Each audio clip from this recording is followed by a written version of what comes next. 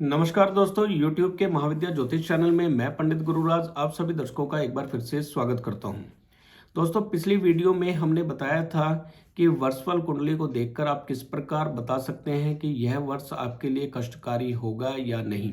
सेहत के मामले में बीमारी के ताल्लुक में कोई बुरे असर वाला होगा या नहीं।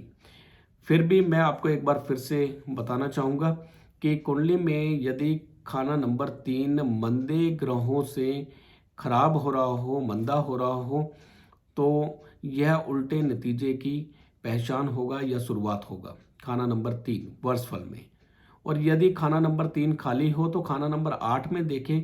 यदि खाना नंबर 8 में कोई अशुभ ग्रह पड़ा हुआ है, राहु, केतु, शनि, बुध आदि कोई ग्रह पड़ा हुआ है, तो वह बुरे वक्त की निशानी होगा या बुरे वक्त का शुरुआत की एक पहचान होगा। यदि 8 भी खाली है तो खाना नंबर 5 में देखें कि खाना नंबर 5 में कोई अशुभ ग्रह तो नहीं है। खाना नंबर 5 में यदि कोई अशुभ ग्रह है तो वो बुरे वक्त की निशानी होगा। और अगर 5 भी खाली है तो फिर खाना नंबर 11 देखें कि 11 में कोई अशुभ ग्रह तो नहीं है। और अगर सारे ग्रह घर खाली हैं तो फिर खाना नंबर 4 ही भेदी होगा। खाना नंबर 4 से इस भेद का पता चलेगा। खाना नंबर 4 में अगर कोई अशुभ ग्रह होगा तो वह बुरे वक्त की एक निशानी होगा। और खाना नंबर 8 बुरे वक्त का आगाज होगा। खाना नंबर 2 के ग्रह बीमारी का बहाना होंगे। खाना नंबर 5 के ग्रह रुपए पैसे का खर्च बताएंगे। खाना नंबर 10 के ग्रह खाना नंबर 2 के ग्रहों में लहरों को बढ़ाने का काम करेंगे। इस प्रकार अगर हम देखें तो यदि खाना नंबर 5 भी अशुभ है और खाना नंबर 2 में भी अशुभ ग्रह हैं, खाना नंबर 10 में भी अशुभ ग्रह हैं और खाना नंबर 3 में भी अशुभ ग्रह है, खाना नंबर 3 का ग्रह खाना नंबर 11 के ग्रह से अशुभ हो गया है, तो खाना नंबर 3 का ग्रह मौत का ऐलान करने वाला होगा या मौत का हुक्म सुनाने वाला होगा। ध्यान रहे, खाना नंबर 3 में अगर शुभ ग्रह पड़ा हुआ है और खाना नंबर 11 से वो मंदा नहीं हो रहा है, खाना नंबर 3 का ग्रह खाना नंबर 11 के दुश्मन ग्रह से अगर मंदा नहीं हो रहा है तो खाना नंबर 8 के बुरे प्रभाव से बचाने वाला होगा। खाना नंबर 3 का ग्रह खाना नंबर 8 के बुरे प्रभाव से बचाएगा। और सारी ही अपील अंत में चंद्रमा पे जाएगी। खाना नंबर 4 में यदि चंद्रमा होंगे तो खाना नंबर 2 या 8 में बैठे हुए राहु केतु या 6 या 12 में बैठे हुए राहु केतु का भी बुरा फल नहीं मिलेगा। उम्र के ताल्लुक में कोई भी बुरा फल यहाँ पर प्राप्त नहीं होगा यदि खाना नंबर 4 में चंद्रमा है। इसके बाद खाना नंबर 2 से बीमारी का बहाना शुरू होगा। बीमारी का बहाना खाना नंबर 2 के ग्रह होंगे और खाना नंबर 10 के ग्रह उसमें लहरें बढ़ाएंगे। बीमारी को घटाने बढ़ाने का काम खाना नंबर 10 के ग्रह करेंगे। याद रहे, खाना नंबर 2 में अगर 2 शत्रु ग्रह बैठे हुए हैं या खाना नंबर 8 का जहर खाना नंबर 2 में जा रहा है, खाना नंबर 8 का ग्रह खाना नंबर 2 का शत्रु है, तो भी खाना नंबर 2 के ग्रहों का असर खाना नंबर 2 के मुतल्लिका चीज़ों पर, रिश्तेदारों पर, असिया पर नहीं होगा, क्योंकि खाना नंबर 2 में बैठे हुए ग्रहों का असर अपना अपना होता है। यानी व्यक्ति पर इसका बुरा असर हो सकता है, उसके रिश्तेदारों पर या उससे संबंधित चीज़ों पर इसका बुरा असर कारोबार पर नहीं होगा। खाना नंबर 10 के ग्रह खाना नंबर 2 के ग्रहों में लहरों को बढ़ाने का काम करेंगे, यानी बीमारी को बढ़ाने का काम करेंगे। लेकिन यदि खाना नंबर 10 ही खाली हो तब खाना नंबर 2 के ग्रहों का कोई भी बीमारी से जुड़ा हुआ कोई भी ताल्लुक नहीं होगा या खाना नंबर 2 के ग्रह बीमारी से जुड़ा हुआ कोई भी बुरा असर नहीं देंगे। याद रहे, कुंडली में, जन्म कुंडली में खाना नंबर 3 में यदि कोई अशुभ ग्रह है तो खाना नंबर 3 में ही नहीं, यदि कुंडली में ही कोई अशुभ ग्रह है, पूरी कुंडली में ही कोई अशुभ ग्रह है, वो जब भी कभी वर्षफल में खाना नंबर 3 में या खाना नंबर 9 में आएगा तो अपने बुरे फल का समय होगा वो। बुरे वाक्य का समय होगा जब भी वह खाना नंबर 3 या खाना नंबर 9 में आएगा। और बुरा फल राहु केतु के जरिए ही देगा, राहु केतु के जरिए ही उसका बुरा फल जाहिर होगा। राहु के बुरे फल का, राहु की तासीर का पता हमें बुध से चलेगा। बुध जैसा कुंडली में होगा वैसे ही राहु का असर होगा। और केतु का असर जैसा कुंडली में बृहस्पति होगा वैसा ही केतु का असर कुंडली में होगा। तो आप केतु का असर देखने के लिए बृहस्पति को देखें और राहु के असर को देखने के लिए बुध को देखें। और यदि बुध और बृहस्पति कुंडली में खराब हैं और राहु से अगर मंदा असर आ रहा है तो ये मंदे असर की शुरुआत भी खाना नंबर 8 से ही होगी, आगाज खाना नंबर 8 होगा। तो इसका उपाय करने के लिए हमें खाना नंबर 8 के ग्रह का उपाय करना होगा और मुकम्मल इलाज के लिए हमें खाना नंबर 5 के ग्रह को भी देखना होगा। याद रहे, खाना नंबर 3 बीमारी के बहाना से अगर बर्बादी देता है तो खाना नंबर 5 मुर्दा जिस्म में रूह वापस डाल देता है। इन दोनों ही घरों 3 और 5 की बुनियाद खाना नंबर 9 होगा।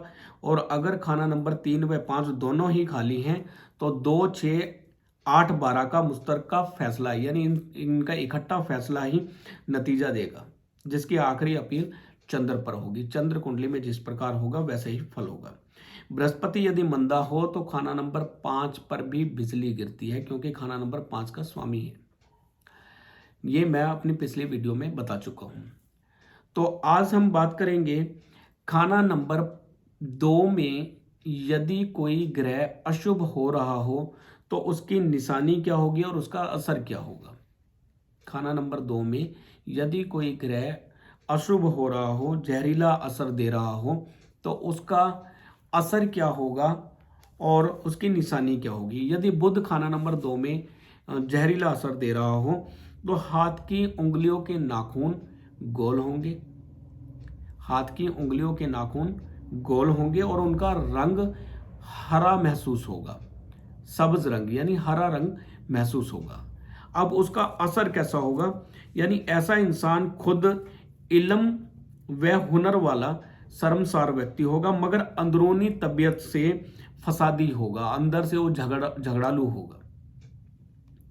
ऐसा प्राणी खुद ही अपनी शरारत से ही खुद पैदा कर दे, झगड़े से ही दिमागी बीमारियों का बहाना होगा। यानी ऐसे व्यक्ति को अपनी ही गलतियों से, अपनी ही झगड़े की आदतों से दिमागी बीमारियों का कारण बनेगा। यदि राहु खाना नंबर 2 में हो, यदि राहु खाना नंबर 2 में हो तो नाखून चौड़े होंगे और उनका रंग नीला होगा, नीला नजर आएगा। चोट की वजह से नहीं बल्कि खून की खराबी की वजह से ऐसा रंग नजर आएगा। और बीमारियां क्या हो सकती हैं, पुट्ठों की बीमारियां हो सकती हैं और खून की कमी की बीमारियां हो सकती हैं यदि राहु खाना नंबर 2 में अशुभ हालत का हो। शुक्र यदि खाना नंबर 2 में अशुभ हालत का हो तो नाखून छोटे होंगे और उनका रंग जो है सफेद नजर आएगा, उसमें खून नजर नहीं आएगा। खुद तंगदिल होगा, लालची होगा, जल्दबाज होगा और खून की कमी की बीमारियां ऐसे व्यक्ति में होंगी। यदि बृहस्पति खाना नंबर 2 में अशुभ हालत में बैठे हों, अब खाना नंबर 2 में बृहस्पति कब अशुभ होते हैं, बृहस्पति खाना नंबर 2 में तब अशुभ होते हैं जब बृहस्पति की जड़ में उनके शत्रु बैठे हों, यानी 2, 5, 9, 11 में अशुभ ग्रह बैठे हुए हों, बृहस्पति के शत्रु ग्रह बैठे हुए हों, तो बृहस्पति यहाँ पे अशुभ हो जाता है। तो बृहस्पति यदि खाना नंबर 2 में हो तो नाखून बहुत छोटे और उनका रंग पीला महसूस होगा, जर्द रंग महसूस होगा। कम अकल होगा, जल्दबाज होगा और दिल की बीमारियों से ग्रस्त हो सकता है। यानी खाना नंबर 2 में अगर बृहस्पति अशुभ हालत में हो तो दिल की बीमारियां हो सकती हैं। शनिश्चर अगर खाना नंबर 2 में अशुभ हालत में हो तो नाखून दरमियाना, उनका रंग स्याह हो जाए। यानी शनि यदि अशुभ हालत में आ जाए, वर्षफल में खाना नंबर 2 में या जन्म कुंडली में खाना नंबर 2 में अशुभ हो तो नाखून का रंग काला होता महसूस होगा, स्याह रंग होगा। कारोबार कराने के ताल्लुक में तो अच्छा होगा, मुबारक असर वाला, मगर उम्र भर कम दौलत जो बीमारियों में ही जाती रहे। यानी काम कारोबार चलता रहेगा लेकिन पैसे के हालात फिर भी मंदे ही होंगे और पैसा बीमारियों में ही खर्च होता होगा। बृहस्पति यदि खाना नंबर 2 में शुभ हालत में हो तो नाखून लंबे या उनका रंग सोने जैसा हो जाए। और इसमें भी खाना नंबर 2 में अगर बृहस्पति बैठे हुए हों और अशुभ ग्रहों के साथ में आकर बैठ जाएं तो फेफड़े और छाती की बीमारियां, जिस्मानी हालत कमजोर हो सकती है। केतु यदि खाना नंबर 2 में हो तो लंबे और बहुत तंग नाखून होंगे और उनका रंग चितकबरा यानी काला सफेद हो सकता है। सुर्ख वगैरह रंग बिरंगे धब्बे हो जाएंगे। पुस्त की बीमारी हो सकती है यानी पीठ की बीमारी ऐसे इंसान को हो सकती है। खाना नंबर 3 और 9 मंदे हों तो खाना नंबर 5 भी मंदा होगा। खाना नंबर 3 और 9 मंदे हों तो खाना नंबर 5 मंदा होगा। लेकिन अगर खाना नंबर 9 में सूर्य चंद्र हों तो खाना नंबर 5 हमेशा उम्दा ही होगा, अच्छे असर का होगा। नंबर 10 के लिए 5 और 6 के ग्रह, खाना नंबर 10 के लिए 10 में जो भी ग्रह बैठा हुआ है 5 और 6 के ग्रह उसके लिए जहरी होंगे, दुश्मन होंगे, ये याद रहे। अब मैं आपको कुछ बीमारियों का पहचान बताऊंगा कि वो किस ग्रह से जुड़ी हुई हो सकती है और उससे कैसे बचा जा सकता है, यानी उसका क्या इलाज किया जाना चाहिए। तो याद रहे, यदि सांस या फेफड़ों की बीमारी है, सांस या फेफड़ों की बीमारी है तो बृहस्पति के खराब होने से यह बीमारी होगी। यानी कुंडली में बृहस्पति खराब होंगे जिसकी वजह से सांस या फेफड़ों की बीमारी हो सकती है। तो यदि सांस या फेफड़ों की बीमारी है तो ऐसे व्यक्ति को बृहस्पति के उपाय करने से लाभ होगा। यदि कुंडली में सूरज अशुभ हालत में हो, नीच के बैठे हुए हों या नीच भाव में बैठे हुए, अशुभ भाव में बैठे हुए हों या अशुभ ग्रहों के साथ में, शत्रु ग्रहों के साथ में बैठे हुए हों तो दिल के धड़कने की बीमारी होगी। दिल बहुत तेजी से धड़केगा सूरज कमजोर होने पर। जब चंद्र की मदद सूरज को ना मिले तो पागलपन, मुंह से झाग निकलना, अंग की ताकत बेहिस हो जाना, यानी शरीर के अंगों की ताकत खत्म हो जाना। और बुध यदि 12वें भाव में हो और 6ठे भाव में सूर्य हो तो ब्लड प्रेशर की बीमारी होगी। बुध यदि 12वें भाव में हो और सूर्य यदि 6ठे भाव में हो तो ब्लड प्रेशर की बीमारी होगी।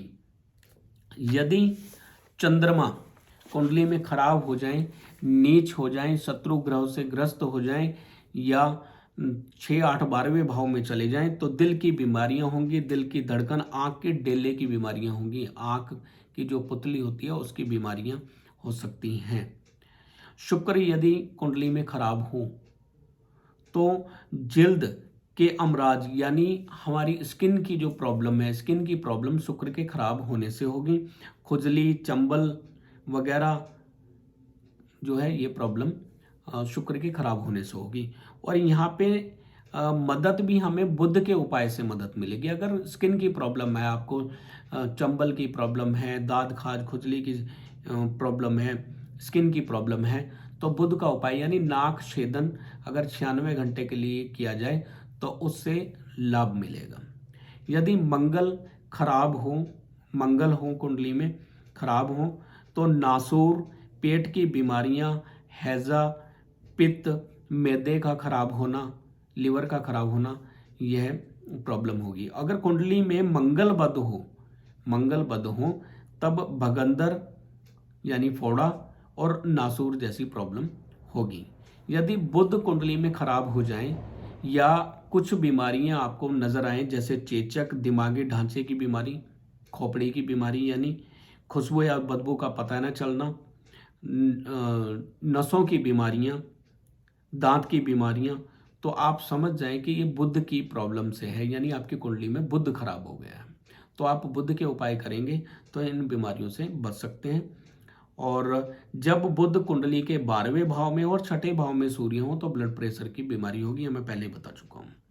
शनिश्चर, आंखों की रोशनी की बीमारी, यदि नज़र कमज़ोर होनी शुरू हो जाए, खांसी, काली खांसी हो जाए, या ऐसी खांसी जो ठीक ही नहीं हो रही है, पुरानी या नई, दमा हो जाए, तो आंखों की बीमारियां हो जाए, तो ये सभी शनिश्चर के मंदे असर की निशानी होगी। और आप नारियल अगर पानी में बहा दें तो इससे लाभ मिलेगा। और अगर दमा भी हो गया है तो बृहस्पति शनि से जुड़ा हुआ होगा। खांसी है, खांसी के साथ साथ सांस फूल रहा है, तो बृहस्पति शनि ये दोनों ही ग्रह खराब होंगे।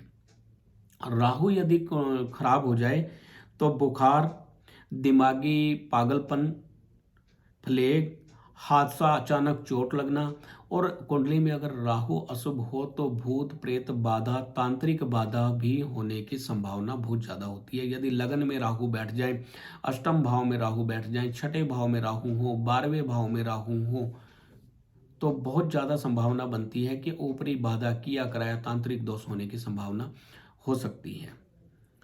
तो यदि किसी को ऐसा लगता है कि हमारे लगन में राहु है, या अष्टम भाव में राहु है, या छठे भाव में, 12वें भाव में राहु है, पंचम भाव में राहु है, और अशुभ प्रभाव नजर आ रहे हैं, बीमारी का इलाज नहीं मिल रहा है, तो आप एक बार हमें फ़ोन करके चेक करवा सकते हैं कि कोई ऊपरी बाधा तो नहीं है।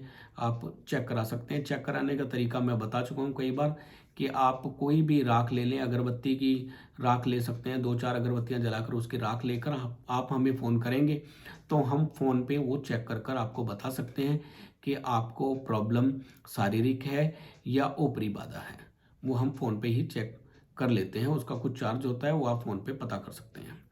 तो राहु की ये प्रॉब्लम होती है। केतु की बीमारियां, जोड़ की बीमारियां, दर्द, रीढ़ का दर्द, आम, फोड़े, फुंसी, रसोली, सुजाग, आस्तक, पेशाब की बीमारियां, बेहद एतलाम, सपन दोष, यानी कान की बीमारियां, रीढ़ की हड्डी की बीमारियां, हर्निया और जोड़ का उतर जाना, ये सभी प्रॉब्लम केतु की वजह से होंगी। पैरों की प्रॉब्लम आ जाए, पैरों में जलन होने लग जाए, एड़ियों में दर्द होने लग जाए, घुटनों में दर्द होने लग जाए, जोड़ों में दर्द हो, रीढ़ की हड्डी में दर्द हो, कान के दर्द हो, तो पेशाब की प्रॉब्लम आ रही हो, एहतलाम की प्रॉब्लम हो, तो ये सभी प्रॉब्लम केतु की वजह से होगी।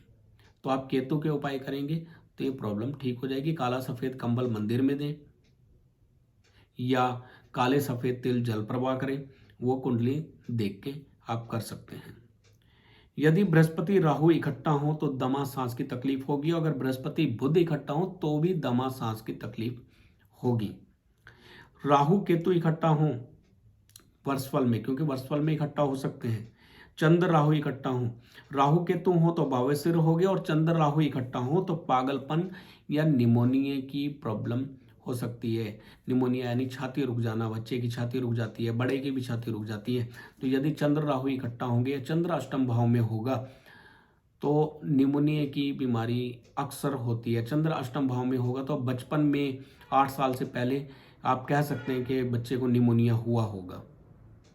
अगर चंद्र केतु इकट्ठा है तब भी ऐसा बोल सकते हैं कि बचपन में निमोनिया हुआ होगा। चंद्र राहु इकट्ठा होने पर भी ऐसा बोल सकते हैं।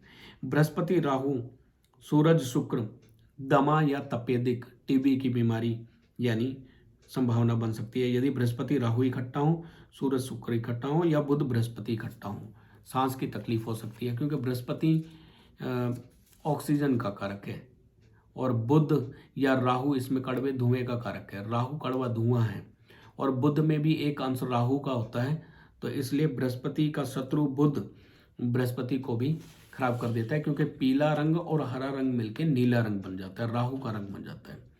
तो इस प्रकार सांस की तकलीफ या दमा तपेदिक होने की संभावना रहेगी यदि बुध बृहस्पति इकट्ठा हो।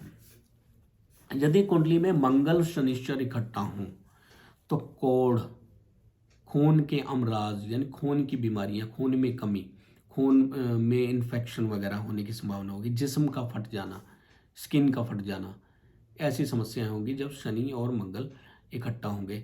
यानी अगर आपको किसी को कोढ़ की बीमारी हो या खून की कोई प्रॉब्लम हो, खून में खराबी हो, जिस्म में फटने की स्किन फटने की बीमारी हो, तो आप समझें कि उनको मंगल शनिश्चर की प्रॉब्लम है, यानी मंगल शनिश्चर इकट्ठा है। यदि शुक्र राहु इकट्ठा हो, एक साथ बैठे हुए हैं, शुक्र राहु छठे भाव में, 12वें भाव में, किसी भी भाव में बैठे हों, तो सेक्सुअल प्रॉब्लम हो सकती है, गुप्त रोग हो सकते हैं, नामर्दी भी हो सकती है शुक्र राहु के इकट्ठा होने पर। बहुत सारी कुंडलियों में मैंने ऐसा देखा है। शुक्र केतु यदि इकट्ठा हों, शुक्र केतु इकट्ठा होंगे तो पथरी की बीमारी हो सकती है, एहतलाम की बीमारी हो सकती है, सिर्फ केतु वगैरह की बीमारियां, पेशाब की बीमारियां हो सकती हैं, पेशाब का बहुत ज़्यादा आना या पेशाब के साथ में कतरा जाना, इस तरह की बीमारियां होंगी अगर शुक्र केतु इकट्ठा। बृहस्पति और मंगल बद इकट्ठा हो तो यरकान की बीमारी होगी, यानी पीलिया की बीमारी हो सकती है। यरकान बोला जाता है, उर्दू में यरकान कहा जाता है, यानी पीलिया की बीमारी हो सकती है यदि बृहस्पति के साथ में मंगल बद हो।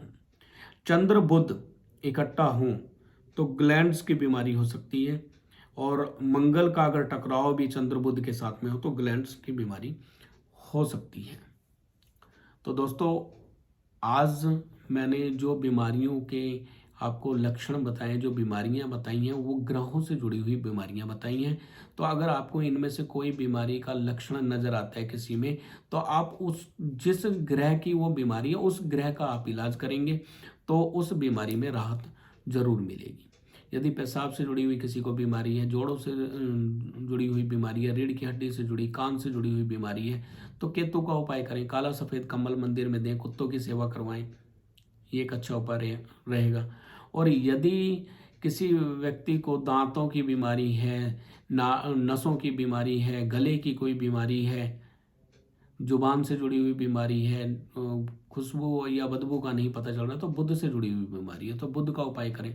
कन्याओं में हरा कपड़ा बांटें, या हिजड़ों को कोई हरा कपड़ा, हरी चूड़ियाँ दें, हरा सूट दें उनको, हिजड़ों का आशीर्वाद लें,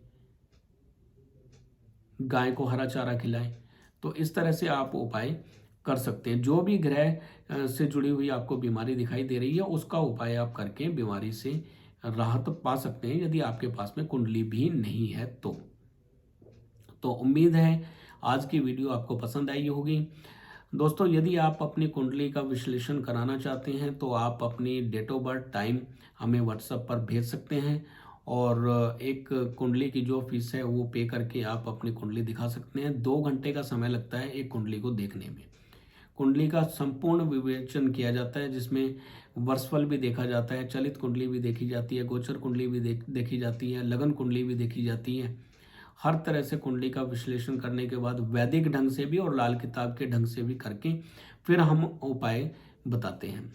यदि किसी को लगता है कि हमारे ऊपर कोई ऊपरी बाधा है, भूत बाधा है, कोई प्रेत बाधा है, और हमें शक हो रहा है कि कोई ऊपरी चीज हो सकती है, बीमारी का इलाज नहीं हो रहा है, अब काफ़ी टाइम से दवाइयाँ खा रहे हैं, काफ़ी डॉक्टरों को दिखा चुके हैं और बीमारी में बिल्कुल 19-20 का भी फर्क नहीं लग रहा है, ठीक नहीं हो रही है, तब आप फ़ोन पे आप चेक करा सकते हैं कि ऊपरी बाधा तो नहीं है। उसके लिए आप कोई भी राख, अगरबत्ती की राख ले सकते हैं, चूल्हे की राख ले सकते हैं, और उसको हाथ में लेकर आप कॉल करें। हम यहाँ से कुछ मंत्रों का पाठ करेंगे। पहले आप उसको टेस्ट करके देख लें, 1 2 4 बार चेक कर लें। जब हम यहाँ से कुछ मंत्र पाठ करेंगे तो उसका टेस्ट बदल जाता है। अचानक से उसका टेस्ट अगर कड़वा हो जाए, खट्टा हो जाए, तीखा हो जाए, तो समझ लें कि ऊपरी बाधा आपको है। और अगर ऊपरी बाधा है तो परेशान न हो, आप फ़ोन पर ही घर बैठे उसका इलाज करा सकते हैं, और उसके इलाज में भी कोई लंबा चौड़ा टाइम नहीं, बल्कि आधे पौने घंटे में ही इलाज भी हो जाएगा। तो ऐसा नहीं है कि आपको 1 महीना या 3 महीने इलाज कराना पड़ेगा या हफ्ता इलाज कराना पड़ेगा। हद से हद 3 दिन में इसका इलाज हो जाता है। तो यदि किसी को ऐसी प्रॉब्लम है तो वो फ़ोन पे चेक करवा सकते हैं और अपना उपाय भी फ़ोन पर करवा सकते हैं। तो उम्मीद है आज की वीडियो आपको पसंद आई होगी। अगली वीडियो में हम बात करेंगे उम्र इंसानी, यानी इंसान की उम्र कितनी होगी, कैसे देखी जाएगी, इस विषय में हम अगली वीडियो में बात करेंगे। तो चैनल को सब्सक्राइब कर लें ताकि अगली वीडियो आप तक जल्दी से पहुंच जाए और आपको पता चल जाए कि अगली वीडियो आ चुकी है। तो चैनल को सब्सक्राइब कर लें, वीडियो को शेयर भी करें और वीडियो को लाइक भी करें, ताकि मुझे हौसला मिलता रहे और मैं वीडियो इसी प्रकार से बनाता रहूं। तो उम्मीद है वीडियो पसंद आई होगी। वीडियो को लाइक करें, शेयर करें, चैनल को सब्सक्राइब कर लें। अगली वीडियो में फिर मिलेंगे, तब तक के लिए नमस्कार।